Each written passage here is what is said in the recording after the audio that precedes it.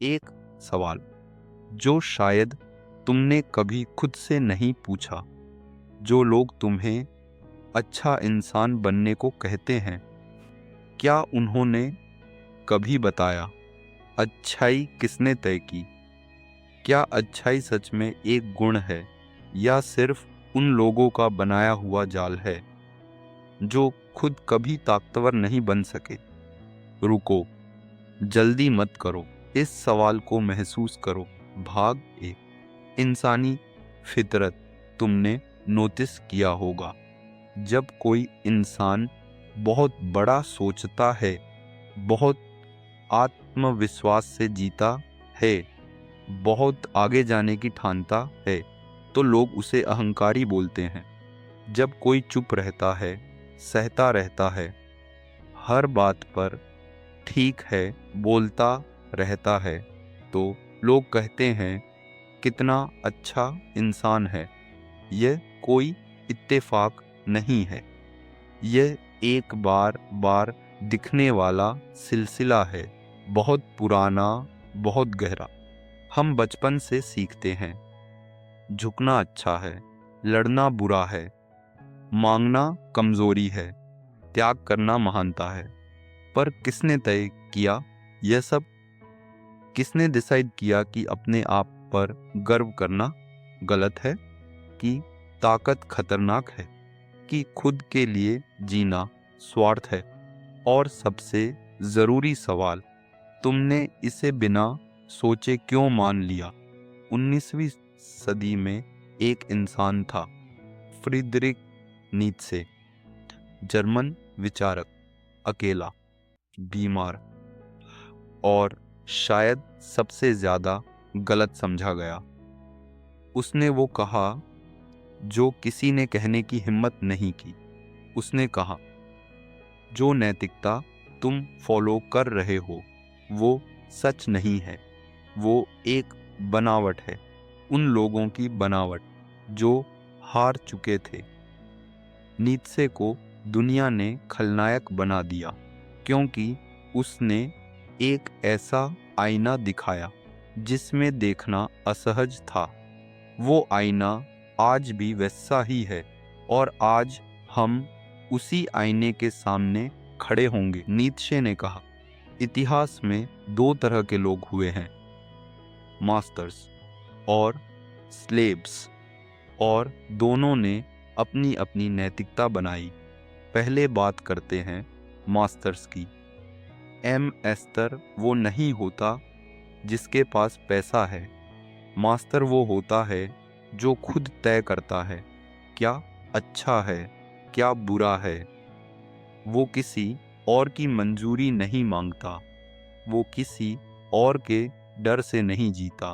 उसके लिए अच्छे का मतलब होता है ताकत, गर्व, उत्कृष्टता, कुछ नया बनाना, और बुरे का मतलब होता है कमजोरी, डरपोक, साधारणता। ध्यान दो, मास्टर मोरालिटी में बुराई जैसी कोई चीज नहीं होती। मास्टर दूसरों को नहीं आंकता, वो बस खुद को डिफाइन करता है। एक योद्धा जो युद्ध में उतरता है, वो यह नहीं सोचता क्या यह नैतिक है, वो सोचता है क्या यह मेरे योग्य है। एक रचनाकार जो कुछ बनाता है, वो दर्शकों की परवाह नहीं करता, वो पूछता है क्या यह मेरे स्तर पर खरा है। यह अहंकार नहीं है, यह खुद का मालिक होना है, अपने मूल्य खुद बनाना, किसी भीड़ से इजाजत न मांगना। और इसीलिए ऐसे लोग हमेशा अकेले रहते हैं, क्योंकि भीड़ को यह बर्दाश्त नहीं होता। अब आते हैं दूसरी तरफ, स्लेव मोरालिटी। एस्लाव वो नहीं होता जिसके पास कुछ नहीं। स्लेव वो होता है जो अपनी कमजोरी को गुण में बदल लेता है। जब एक कमजोर इंसान किसी ताकतवर इंसान को देखता है तो उसके अंदर एक चीज जन्म लेती है। नीत्शे ने उसे कहा रेसेंटिमेंट, एक गहरी दबी हुई जलन जो बाहर नहीं निकल पाती। वो सीधे लड़ नहीं सकता, तो वो एक काम करता है, वो नियम बदल देता है। वो कहता है ताकत बुरी चीज है, गर्व पाप है, बड़ा सोचना स्वार्थ है। जो झुकता है वो महान है, जो मांगता नहीं वो संत है। और धीरे धीरे पूरा समाज इन नियमों को सच मान लेता है, क्योंकि कमजोरों की संख्या हमेशा ज्यादा होती है और बहुमत जो बोले वही सच बन जाता है। यह वो दबी हुई जलन है जो नैतिकता का चोला पहन रही है। कैंसल कल्चर देखो, एक इंसान कुछ बेबाक बोलता है और हजारों लोग टूट पड़ते हैं। यह न्याय नहीं है, यह भेड़ चाल है। एक भीड़ जो अकेले कुछ नहीं कर सकती, मिलकर किसी को भी तोड़ सकती है, और इसे वो लोग नैतिक जीत बोलते हैं। सोशल मीडिया एक बिल्कुल सही जगह है स्लेव मोरालिटी के पनपने के लिए। यहाँ साधारणता को आम बनाया जाता है। यहाँ जो अलग सोचे उसे तोड़ा जाता है। यहाँ जो सच में बड़ा सोचता हो उसे जहरीला बोला जाता है, और जो सबकी हाँ में हाँ मिलाए वो सकारात्मक और विनम्र कहलाता है। हम एक ऐसा समाज बना रहे हैं जहाँ साधारण होना सेफ है और असाधारण होना खतरनाक। यही नीत्शे ने देखा था और यही उसे डराता था। पर रुको, मैं यह नहीं कह रहा कि मास्टर मोरालिटी सही है और स्लेव मोरालिटी गलत। नीत्शे ने खुद यह नहीं कहा।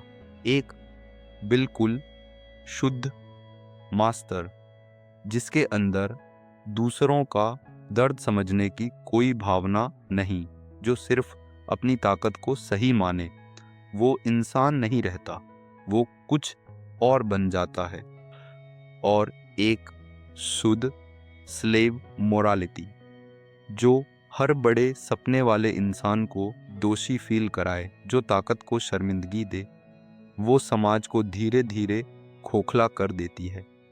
तो सवाल यह नहीं है तुम मस्ट हो या स्लेव, सवाल यह है तुम्हारे मूल्य तुम्हारे हैं या किसी भीड़ ने तुम्हें थमा दिए और तुमने बिना सोचे पकड़ लिए।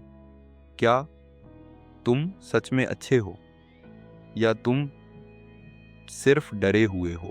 क्या तुम्हारी विनम्रता असली है या वो कमजोरी है जिसे तुमने गुण का नाम दे दिया?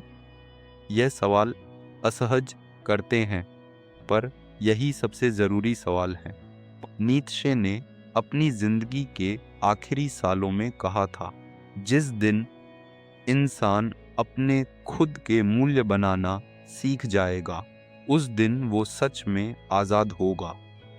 पर वो दिन अभी नहीं आया, क्योंकि आज भी ज्यादातर लोग वही सोचते हैं जो बताया गया, वही चाहते हैं जो दिखाया गया, वही बनते हैं जो मंजूर किया गया, और जिंदगी गुजर जाती है किसी और की नैतिकता में, किसी और के नियमों में, किसी और की परिभाषा में।